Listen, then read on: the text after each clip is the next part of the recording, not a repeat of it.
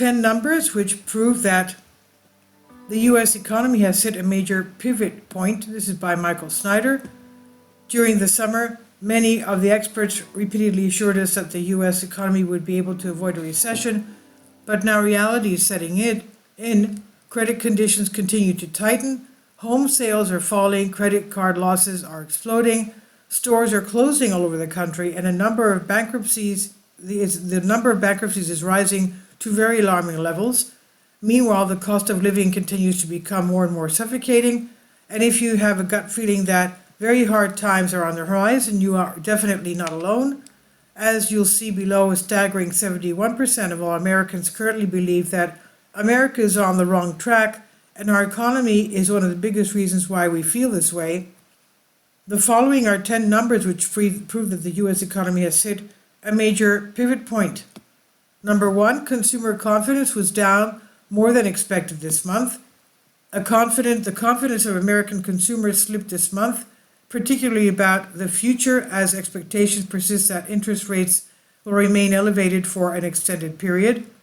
The Conference Board, a business research group, said Tuesday that its consumer confidence the index fell by 100 to 103 in September from 108.7 in August.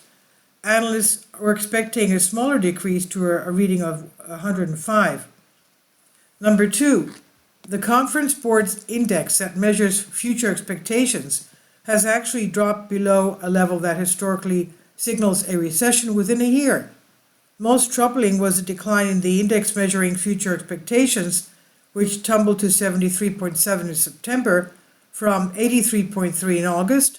Readings below 80 for future expectations historically signal a recession within a year. Number 3, with mortgage rates at suffocating levels, sales of new homes in the U.S. fell 8.7% last month. New home sales dropped in August from the month before as mortgage rates topped 7% and rose to the highest levels in more than 20 years. Sales of newly constructed homes fell 8.7% in August to a seasonally adjusted annual rate of 675,000 from a revised rate of 739,000 in July, according to a joint report from the U.S. Department of Housing and Urban Development and the Census Bureau. Number 4, a record high percentage of U.S. consumers are indicating that credit card conditions are getting tighter. American consumers are worried about access to credit amid persistently higher interest rates and tighter standards at banks, according to a New York Federal Reserve survey released on Monday. The respondents indicating that the ability to get loans, credit cards, and mortgages is harder now than it was a year ago and rose to nearly 60%, the highest level in a data series that goes back to June 2013. The results were part of the New York Fed survey of consumer expectations for August. Number 5, credit card losses are increasing at the fastest pace in 30 years. Credit card companies are racking up losses at the fastest pace in almost 30 years, outside of the great financial crisis, according to Goldman Sachs. Credit card losses bottomed in September 2021, and while initially increases were likely reversals from stimulus, they have been rapidly rising since the first quarter of 2022. Since that time, it's an increasing rate of losses only seen in recent history during the recession of 2008. It's far from over, the firm predicts. Number 6, at this point, things are getting so bad that even the Federal Reserve is laying off about 300 workers. Yes, the Federal Reserve. At a time when mainstream economists and FOMC policymakers are betting the farm on a soft landing for the U.S. economy, an unexpected hard signal was just issued by none other than the Fed itself. For the first time in over a decade, the U.S. Central Bank announced it could cut about 300 people from its payroll this year, a rare reduction in headcount for an organization that has grown steadily since 2010. After all, it takes, if not a village with its own police force, then certainly thousands of workers to come up with catastrophically wrong economic forecasts and to keep the money printer primed and ready to pump out a few trillion at a moment's notice. Number 7. The number of bankruptcy cases in the United States has increased on a year-over-year basis for 13 months in a row. Data released Tuesday showed that Americans filed more than 39,000 bankruptcy cases in August 2023, an 18% increase from the same time last year. The data released by Unusual Wales details how, along with personal banking filings, there are more than 41,600 new bankruptcy cases recorded in August, including 4 businesses. This marks the 13th consecutive month that bankruptcy filings have shown year-over-year increase under the Biden administration's embarrassing, dangerous economic policies. Number 8, Goldman Sachs is warning that America's strategic oil reserves has hit a 40-year low. America's emergency oil stockpile has plunged to 40-year lows. The shrinking strategic petroleum reserve is limiting Washington's ability to shield consumers from the fallout of Saudi Arabia's aggressive supply cuts, according to Goldman Sachs.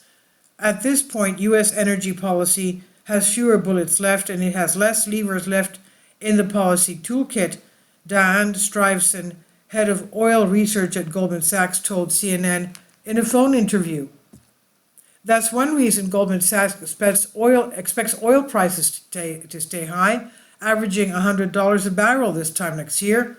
Triple-digit oil would boost already high prices at the pump, worsening inflation and potentially influencing the 2024 race for the White House. Number 9, it is being projected that the price of oil could eventually reach a whopping, unbelievable $150 a barrel.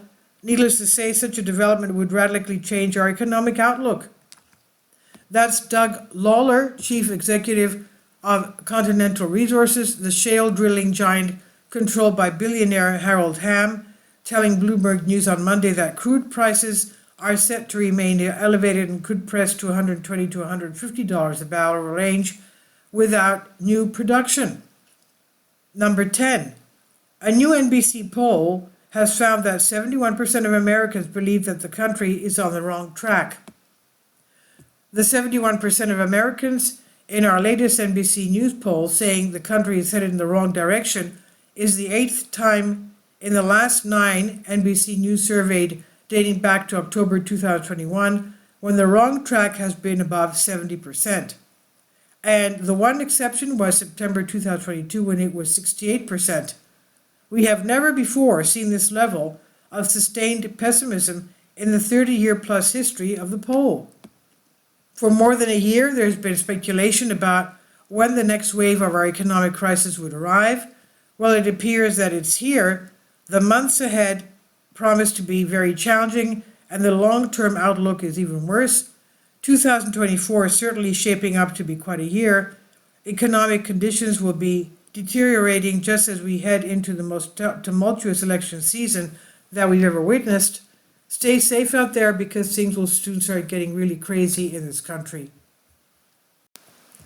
This is by Michael Snyder, and he says about the author, my name is Michael, and my brand new book entitled End Times is now available on Amazon.